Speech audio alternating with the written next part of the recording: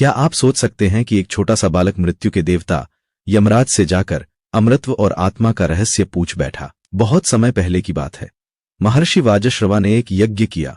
उस यज्ञ में उन्हें अपनी सारी प्रिय वस्तुएं दान करनी थीं, लेकिन वे अच्छे दान न देकर पुरानी और बेकार गायें देने लगे। उनके पुत्र नचिकेता मात्र 9-10 वर्ष का था, लेकिन धर्म और सत्य का बड़ा प्रेमी था।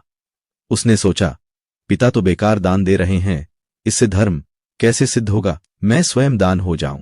उसने पिता से पूछा, पिताजी, आप मुझे किसको दान देंगे? पिता ने गुस्से में कह दिया, तुझे मैं यमराज को दान देता हूं। वचन सत्य हो। इसलिए नचिकेता अकेले ही यमलोक पहुंच गया। वहां जाकर उसने यमराज की प्रतीक्षा की। 3 दिन तक बिना भोजन पानी के वह द्वार पर बैठा रहा। जब यमराज लौटे तो आश्चर्यचकित हो गए। उन्होंने नचिकेता से प्रसन्न होकर 3 वरदान मांगने को कहा। नचिकेता ने कहा, 1, मेरा पिता प्रसन्न हो जाए।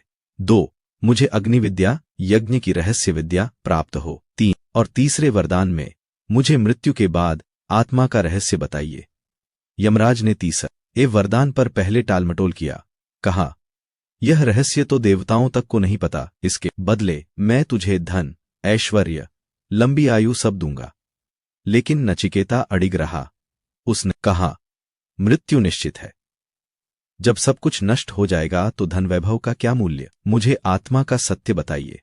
अंततः यमराज ने प्रसन्न होकर आत्मा का अमर रहस्य यह बताया। आत्मा न कभी जन्म लेती है, न मरती है। यह नित्य, शाश्वत और अमर है।